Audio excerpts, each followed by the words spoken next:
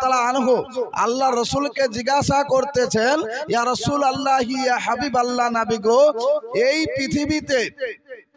পৃথিবী যখন সৃষ্টি হবে, আসমান জমিন চন্দ্র সূর্য গ্রহ নক্ষত্র সমস্ত কিছুর পূর্বে এই 18,000 মাখলুকাতের পয়দার আগে সর্বপ্রথমে আল্লাহ পাক কি বানিয়েছেন, কি তৈরি করেছেন? আল্লাহর নবী বললেন, ইয়া জাবিরু ইন্নাল্লাহা তাআলা কদ খলাকা ক্বাবলাল আশিয়া নূরান নবিকা মুহাম্মাদিন নূর। জোরে বলুন সুবহানাল্লাহ। আল্লাহ রাসূল সাল্লাল্লাহু তাআলা আলাইহি ওয়াসাল্লাম বলেন, এ জাবির, নিশ্চয় সর্বপ্রথমে আল্লাহ নিজ নূর হতে আমার নূরকে পয়দা করেছেন। জোরে পড়ি সুবহানাল্লাহ। তাই আপনার আমার মুসলমানদের আহলে সুন্নাত ওয়াল জামাতের আকীদা হলো আল্লাহর নবী আমার নূরের তৈরি। তাই রাসূল পাক আলাইহিস সালামের এই নূরকে পয়দা করে আল্লাহ রাব্বুল আলামিন হযরত আদম আলাইহিস সালামের পেস্টে দিলেন। আর পেস্টে দেওয়ার পরে আদম শফিউল্লাহ আলাইহিস সালাম দেখলেন তিনাকে সকল ফেরেশতারা জিয়ারত করতেছে। তখন আল্লাহ রাব্বুল আলামিনকে ফেরেশতাদের জিয়ারত দেখে হযরত আদম শফিউল্লাহ আলাইহিস সালাম বলেছিলেন, এ রব্বে কারীম, তুমি আমার সম্মানকে, তুমি আমার মার্তবাকে এত বাড়িয়ে দিয়েছো, এত সম্মান আমার। ফেরেশতারা আমাকে জিয়ারত করে সালাম করে। তখন আল্লাহ রাব্বুল আলামিন বলেছিলেন, এ আমার আদম পয়গম্বর, তুমি মন খারাপ করিও না, আমি তোমার তাজিমে বা তোমার সম্মানে ফেরেশতারা তোমাকে সালাম করে না, তোমার পৃষ্ঠে যে নূরে মুহাম্মাদি রয়েছে, সে নূরে মুহাম্মাদের কারণে তোমাকে আজ ফেরেশতারা সালাম জানায়। জোরে পড়ে সুবহান। আল্লাহ রাব্বুল আলামিনকে হযরতে আদম শফিউল্লাহ আলাইহিস সালাম বলেছিলেন, রব্বে কারীম, যদি এই নূরের এত সম্মান হয় তাহলে এই নূরখানাকে আপনি পেছনে কেন রেখেছেন? আল্লাহ গো, এই নূরখানাকে আপনি আমার পেছনে না দিয়ে এই নূরখানাকে সামনে করে দেন। আল্লাহ রাব্বুল আলামিন তখন পেষ্ট থেকে নূরখানাকে নিয়ে হযরতে আদম শফিউল্লাহ আলাইহিস সালামের কপালে দিয়েছিলেন। বাবা, হযরতে আদম শফিউল্লাহ আলাইহিস সালামের কপালে নূরখানা দেওয়ার পরে হযরতে আদম শফিউল্লাহ বলল, আল্লাহ গো, ওই নূরখানাকে তো আমি দেখতে পাচ্ছি না, ওই নূরখানার দিদার হলো না। এ রব্বে কারীম, ওই নূরখানাকে আমার দেখার ব্যবস্থা করে দাও। আল্লাহ রাব্বুল আলামিন তখন আমার নবীর নূরখানাকে হযরতে আদম শফিউল্লাহ আলাইহিস সালামের আপনার দুই বিবাহাম উঙ্গলিতে বুড়ো আঙ্গুলের উপর দিলেন। হযরতে আদম শফিউল্লাহ আলাইহিস সালাম তখন আপনার আমার নবীর নূরখানাকে পেয়ে চোখে চুম্বন দিতেছেন আর পড়তেছেন, কুররাতু আইনি বিকা ইয়া রাসূলুল্লাহ সাল্লাল্লাহু তাআলা আলাইহি ওয়াসাল্লাম। আর এরা বলে চোখে চুম্বন দেওয়ার দলিল পায় না। কার সুন্নাত? তাহলে হযরত আদম শফিউল্লাহ। আদম শফিউল্লাহ আমার নবীর নূরখানাকে পেয়ে তখন বলতেছেন, কুররাতু আইনি বিকা ইয়া রাসূলুল্লাহ সাল্লাল্লাহু তাআলা আলাইহি ওয়াসাল্লাম। আমার ছোট ডাঙ্গালের বাবাজি ভাইরা, শুনে যাও, রাতের বেলা হযরতে আদম শফিউল্লাহ আলাইহিস সালামের পেশানিতে ওই নূরখানাকে দেয়া হলো। এই নূরখানা এক এক করে হযরতে আদম শফিউল্লাহ থেকে নিয়ে হযরতে মুসা, হযরতে ইব্রাহিম, হযরতে ইসমাইল এক এক করে এই নূরখানা আমার নবী মুস্তাফার দাদা হযরতে আব্দুল মুত্তালিবের পেশানিতে পৌঁছে গেল। আর এ নূরখানা পৌঁছে যাওয়া হযরতে আদম শফিউল্লাহ থেকে নূরখানা আস্তে আস্তে হযরতে আব্দুল মুত্তালিবের পেশানিতে এলো। আর হযরতে আব্দুল মুত্তালিবের পেশানি থেকে সেই নূরখানা আমার নবীর আব্বা হযরতে আব্দুল্লাহর পেশানিতে গেল। আমার নবীর আব্বা পেশানিতে আসে, সে নূর থাকার কারণে আমার নবীর আব্বার মর্যাদা আল্লাহ তাবারক ওয়া তাআলা বাড়িয়ে দিয়েছে। মুসলমান মুআজ্জাজ দোস্ত বুজুর্গ আমার, হযরতে আব্দুল্লাহ রাদিয়াল্লাহু তাআলা আনহুর পেশানিতে নূরখানা ছিল বাবা। এই নূর দেখে মক্কার মহিলারা পাগল হয়ে যেত। হযরতে আব্দুল্লাহকে বিবাহ করার জন্য পাগল দিবানা হয়ে যেত।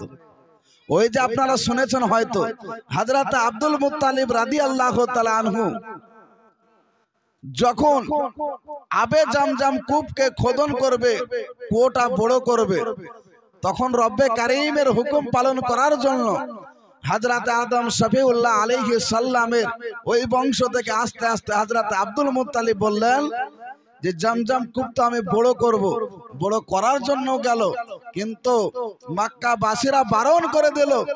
বলল, এ আব্দুল মুত্তালিব, তুমি যদি কাবা খোদন এই আবে জামজামকে খোদন করতে যাও তাহলে এখানে রক্তাক্ত হয়ে যাবে, লড়াই হয়ে যাবে, যুদ্ধ হয়ে যাবে।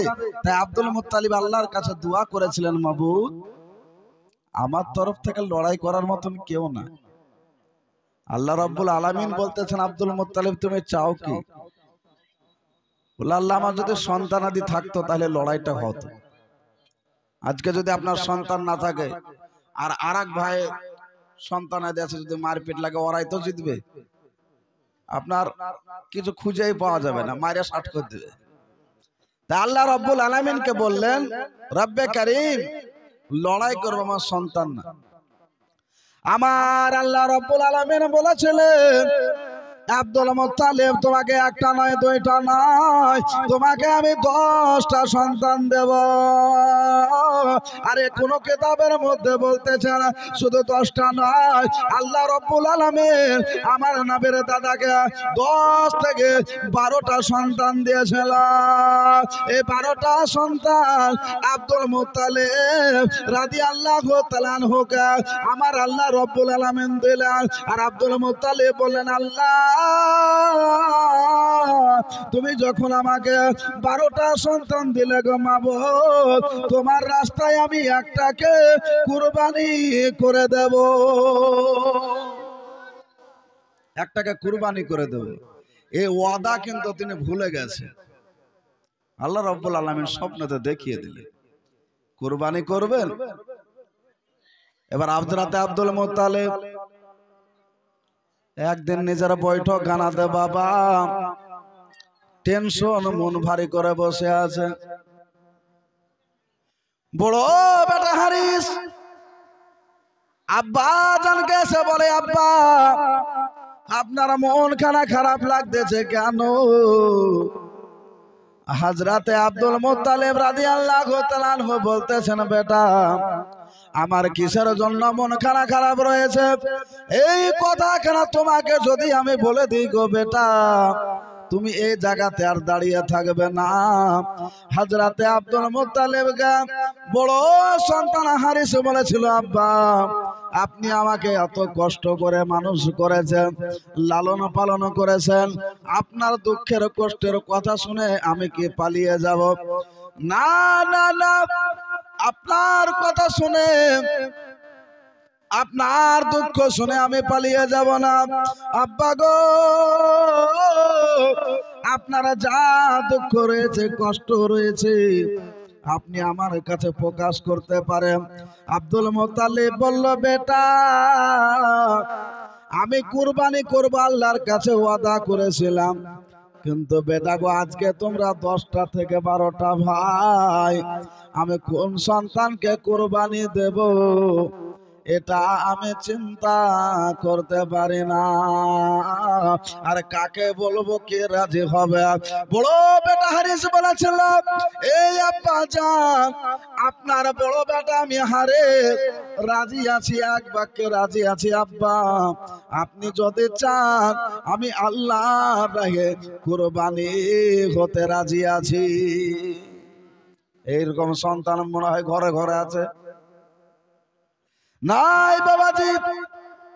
হযরতে আব্দুল মুত্তালিব রাদিয়াল্লাহু তাআলা আনহু বড় বেটা হারিসকে কুরবানি করবে, এই কথোপকথন চলতেছে। আরো 9টা ভাই যেন হযরতে আব্দুল মুত্তালিবের কাছে এসে বলতেছেন, আব্বা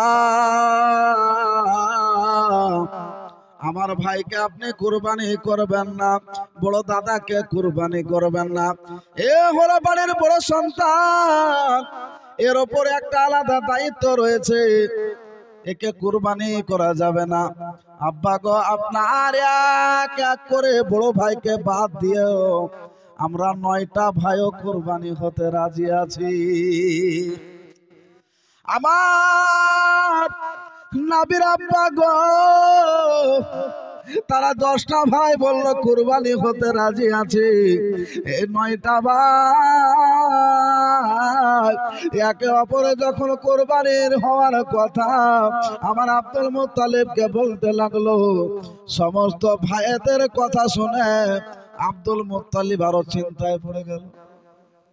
কাকে করব ভাবছিলাম, বাবা তো সবাই রাজি। তাই বড় বেটা হারিস বলেছিলাম, এ আব্বা যান আপনি চিন্তা করিয়েন না, আপনি টেনশন করিয়েন না, আমাদের 10 ভাইয়ের নামখানা আপনি একটা লটারিতে লিখে দেন, একটা কাগজে লিখে দেন, আপনি টুকরো বানিয়ে ফেলেন, লটারি করে ফেলেন, আর লটারি করে যার নামখানা উঠবে আব্বা আপনি তাকে কুরবানি করে দেবে, তাকে কুরবানি করবেন। আমার বাবা যে ভাইরা, পর্দা নসেন মায়েরা, শুনে যাও, রাতের বেলা হযরতে আব্দুল মুত্তালিব রাদিয়াল্লাহু তাআলা আনহু এবারে 10টা বেটার নাম লিখে বাবা যেমন কাগজখানা তুলবে, কাগজখানা তুলে যখন নামখানা পড়তেছে, এক এক করে 10 বেটার মধ্যে সব চাইতে জানের প্যারা, সব চাইতে কলিজার প্যারা ছোট বেটার নাম হলো আব্দুল্লাহ। এই নামখানা বাবা উঠে গেছে। হযরতে আব্দুল মুত্তালিবের নামখানা যেমন পড়েছে, হযরতে হারিস বড় সন্তান দেখতে পাচ্ছেন আব্বার মন খারাপ হয়ে গেছে, কেননা আমরা সবাই জানি সব চাইতে আমার আব্বা, আমার বড় ভাই, ছোট ভাই, মেজ ভাই সকলের চাইতে ছোট ভাই আমার আব্দুল্লাহকে বেশি ভালোবাসে।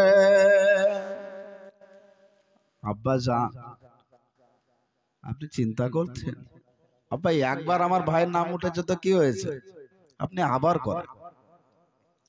কিতাবের মধ্যে বর্ণিত আছে বাবা, একবার নয়, দুইবার নয়, তিনবার নাম আমার আব্দুল্লাহ রাদিয়াল্লাহু তাআলা আনহুর উঠে গেল। আব্দুল মুত্তালিব রাদিয়াল্লাহু তাআলা আনহু 3বার নাম ওঠার পরে 10 ভাইকে বলে দিল, শোনো, একবার দুইবার করতে করতে 3বার যখন নাম উঠে গেছে, আমি আর সময় বিলম্ব করব না, আমি আর লটারি করব না, আমার ছোট বেটা আব্দুল্লাহকে আমি আল্লাহর রাস্তায় কুরবানি করে দেব। আমার বাবারা, সোনা মানিকেরা, হযরতে আব্দুল মুত্তালিব রাদিয়াল্লাহু তাআলা আনহু কুরবানি করার জন্য ওই কাবা শরীফে, কাবা ঘরের ছাতারে হযরতে আব্দুল মুত্তালিব এলান করতেছে, তোমরা মক্কাবাসীরা শুনে নাও, তোমরা সকলে শোনো, এ আমার কুরাইশ গোত্ররা তোমরা শোনো, আমার ছোট বেটাই আব্দুল্লাহকে আমি অমুক ডেটে কুরবানি করে দেব। সেই দিন কি ঘটেছিলেন জানেন? হযরতে আব্দুল মুত্তালিব এইরকম কথা বলা, মক্কার মহিলারা, আমার মায়েরা বোনেরা, ওই জায়গাতে যাওয়ার পরে প্রত্যেকের হাতে একটা একটা ছুরি, আপনার তলোয়ার হোসে বা চাকু নিয়েছে। আর আব্দুল মুত্তালিবকে বলতেছেন, হুজুর আপনি যদি আব্দুল্লাহকে কুরবানি করবেন, এই কথা আর একবার বলেন গো, আমাদের নিজের হাতের চাকু দিয়ে তলোয়ার দিয়ে আমাদের নিজের গর্দান কেটে দেব, নিজের গর্দান কেটে দেব, কিন্তু আমি কুরবানি হতে দেব না। কেন? হযরত আব্দুল্লাহর পেশানেতে আমার নাবের নূর ছিল বাবা, এই নূরের পাগল পাগল মহিলারা ছিল। তাই হযরতে আব্দুল মুত্তালিব রাদিয়াল্লাহু তাআলা আনহু জীবনী করতে গেলে অনেক বড় হয়ে যাবে। বাবা, আমার নবী মুস্তাফা আব্বা জানের কত সম্মান, কত আল্লাহ মর্তবা বাড়িয়েছে। দেখুন হযরতে আব্দুল মুত্তালিব রাদিয়াল্লাহু তাআলা আনহু এইভাবে বাবা কুরবানি করলেন না, 100 উট আল্লাহর রাস্তাতে কুরবানি করেছিলেন, আর আব্দুল্লাহ পানে বেঁচে গেছিলেন। 100 খানা উট কুরবানি করেছিলেন, আর হযরত আব্দুল মুত্তালিব রাদিয়াল্লাহু তাআলা আনহু আব্দুল্লাহকে বাঁচিয়েছিলেন। এই হযরত আব্দুল্লাহ রাদিয়াল্লাহু তাআলা আনহুর বয়স এক এক করে 24 বছর বয়স হয়ে গেল। হযরত আব্দুল মুত্তালিব চিন্তা করতেছেন যে আমার আব্দুল্লাহ বিবাহ হয়নি, কিন্তু 9টা ভাইয়ের বিবাহ হয়ে গেছে। তে আব্দুল্লাহ নিজেও আমাকে বিবাহের কথা বলতে পারে না, আর আমি বাপ হয়ে নিজের সন্তানকে বিবাহের কথা বলতে পারি না, এটা লজ্জা লাগে। তো এক কাজ করলে হয়, তার বন্ধুদের সাথে যদি দেখা হয়, সাক্ষাৎ হয়, তার বন্ধুদেরকে দিয়ে বললে হতো।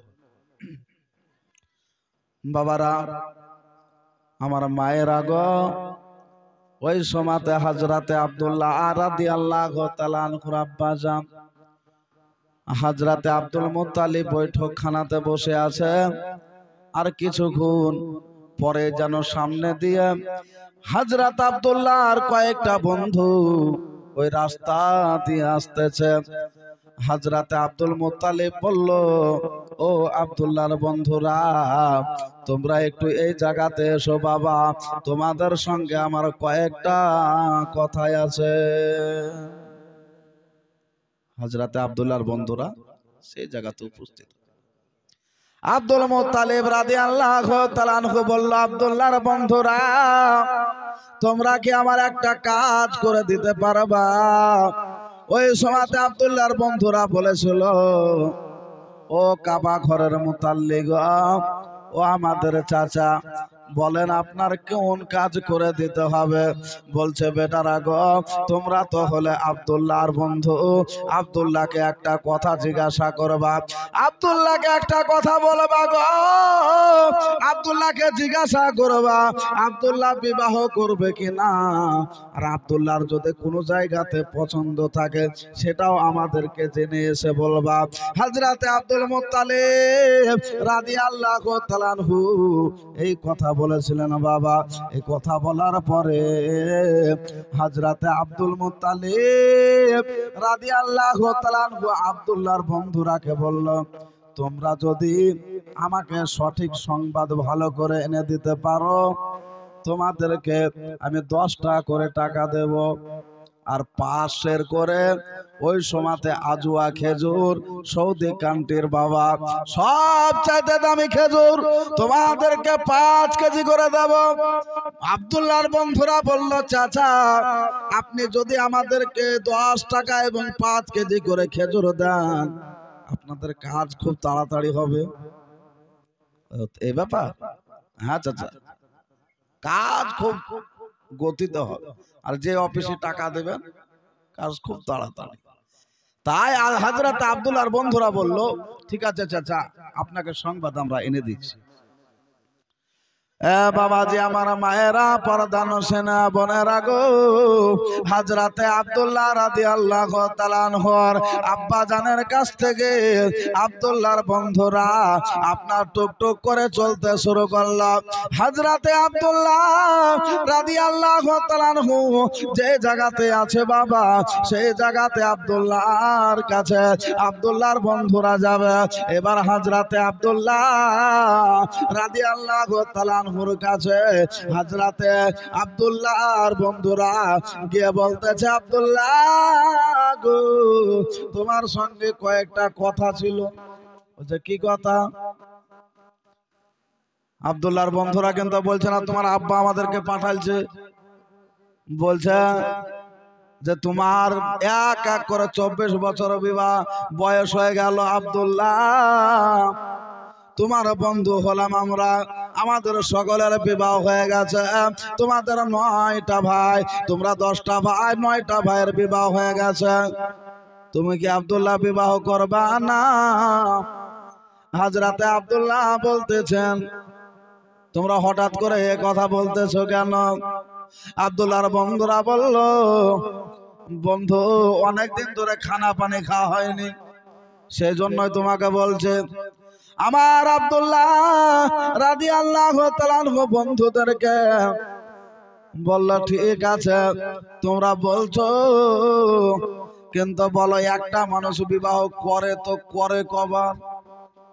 একটা মানুষ বিবাহ করে তো করে কবে? কেমন কথা বলছো আব্দুল্লাহ? আমরা যতটুকু জানি তোমার তো বিবাহ হয়নি, আমরা তো জানি না। তুমি জানালে না জানবো? আজকে তো তোমার মুখে শুনছে বিবাহ হয়েছে আব্দুল্লাহ। এবারে এদের মনে একটা টেনশন লেগে গেল যে এই সংবাদ যদি দি আব্দুল মুত্তালিবকে যে বিবাহ হয়ে গেছে, মন মেজাজ খাটা হয়ে যাবে, আর 5 টাকাও যাবে, এই 5 কেজি খেজুরও যাবে, আর 10 টাকাও যাবে, কাজে কাজে কিছুই পাওয়া যাবে না। তো তোর গল্পটাই শুনে কোথায় বিবাহ আছে, তোর বিবির নাম কি? তো বলছে বিবির নাম হলো আমিনা, আর আমার বিবাহ হয়েছে সোনার মদিনা। হযরতে আব্দুল্লাহ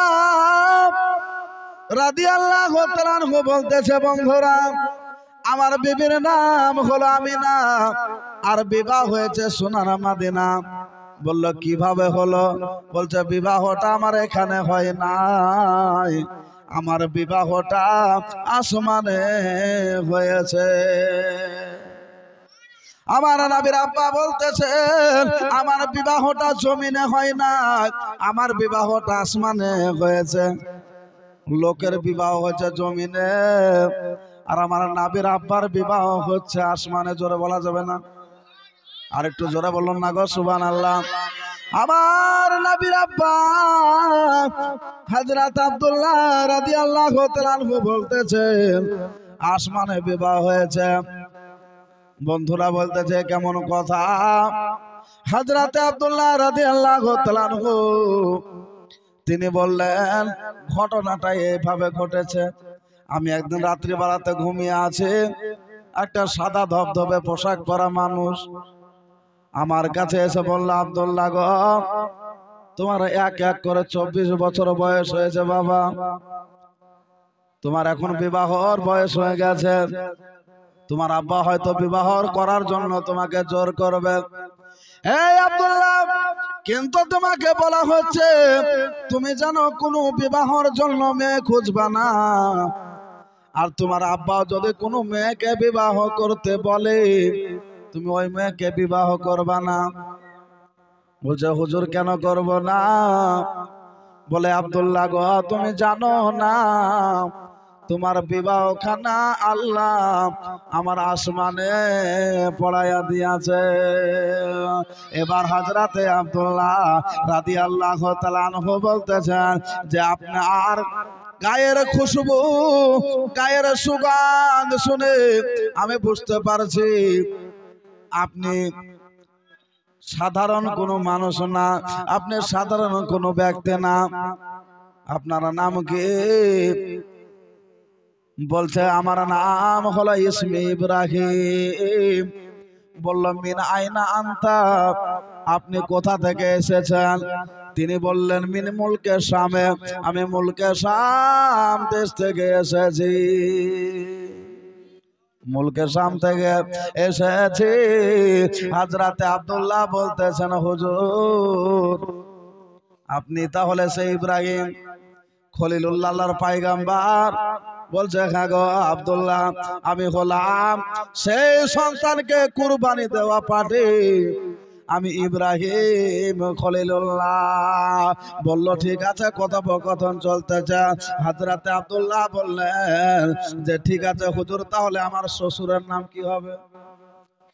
যার সাথে বিবাহ হয়েছে তার নাম হলো ওহাব বিন জোহরি।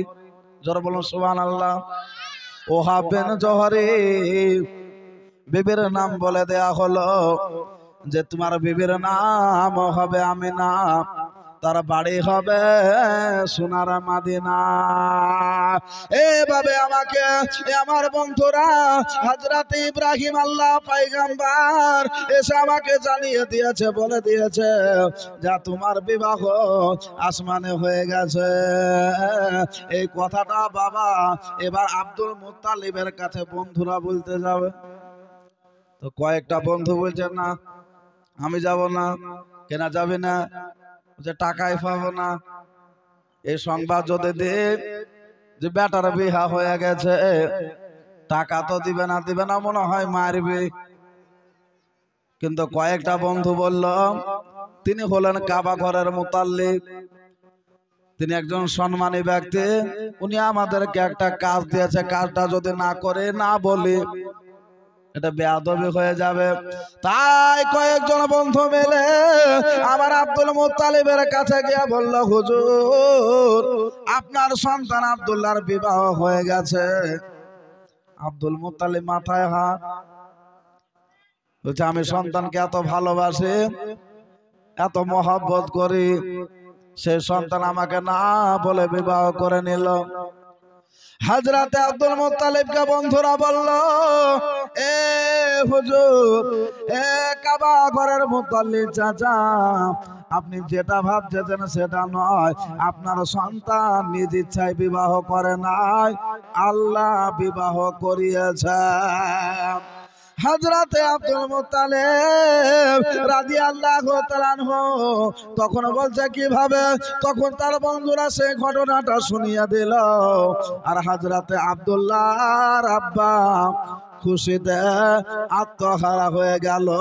আর বলতেছে আব্দুল্লাহর বন্ধুরা তোমরা শোনো শোনো, নাও তোমরা 20 টাকা আর তোমরা 10 কেজি করে খেজুর নিয়ে নাও।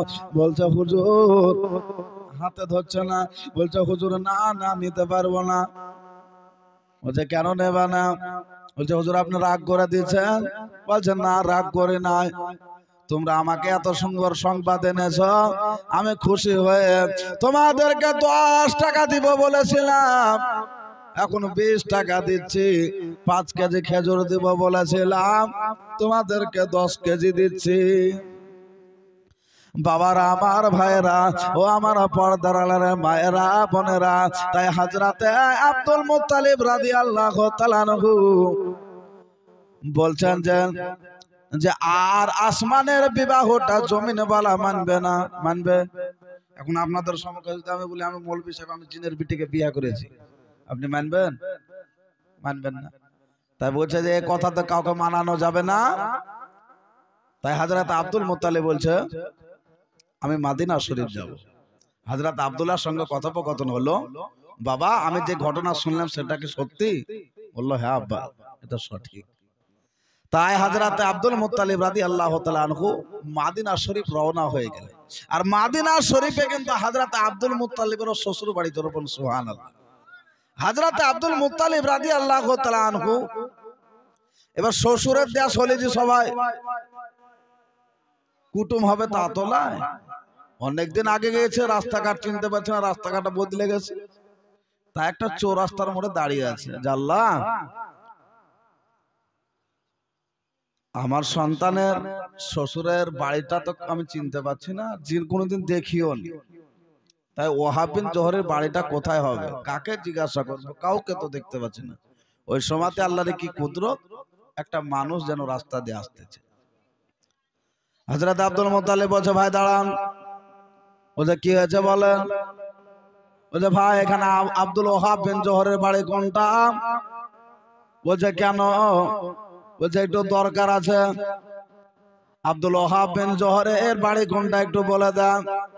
বলছে এমনি এমনি বলবো না, কি দরকার আছে বলেন। হযরত আব্দুল মুত্তালিব রাদিয়াল্লাহু তাআলা আনহুকে বলতেছেন যে দরকার ছাড়া বলবো না। হযরত আব্দুল মুত্তালিব বলতেছেন আমার জানা মতে তার সুন্দর একটা ফুটফুটে 16 বছরের একটা মেয়ে আছে, যার নাম হবে আমিনা। ওই আমিনার সঙ্গে আমার সন্তানের বিবাহর প্রস্তাব নিয়ে এসেছি। এবার আপনার সেই ব্যক্তি বলতেছে তাহলে আপনাকে ফিরে যেতে হবে, আপনাকে ঘুরে যেতে হবে। বলতে কেন ঘুরে যাব, কেন ফিরে যাব? ওই ব্যক্তিটা বলতে লাগলো আপনাকে আগে আসা লাগতো। কেন? বলছে আমিনার বিবাহ হয়ে গেছে। বলছে কোথায় হয়েছে? বলছে মক্কাতে। আমারও বাড়ি তো মক্কা। জামাইয়ের নাম কি? বলতেছে জামাইয়ের নাম আব্দুল্লাহ। এবার আব্দুল মুত্তালিব বলতেছেন কি ব্যাপার, আপনি সমস্ত খবর দিয়ে দিচ্ছেন, সমস্ত ডিটেলস দিয়ে দিচ্ছেন, গ্রামের মানুষ হলেও এতটা খবর দিতে পারবে না, আপনি কে ভাই? বলছে আপনি চিনতে পারেন না, আপনি যার বিটির বিবাহর সংবাদ নিয়ে এসেছেন আমি আর অন্য কেউ নয়, আমি হলাম আমিনার আব্বা ওহাব বিন জোহরি। আল্লাহুম্মা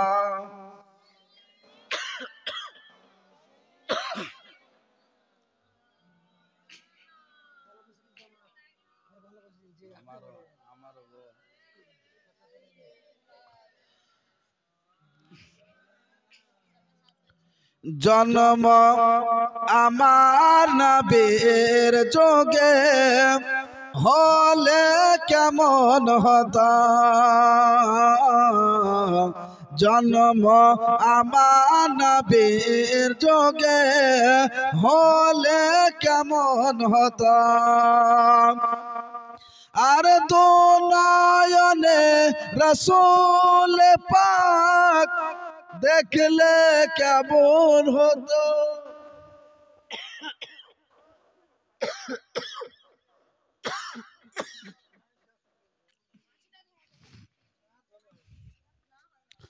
দু নয়নে রাসূল পাক দেখলে কেমন হতো,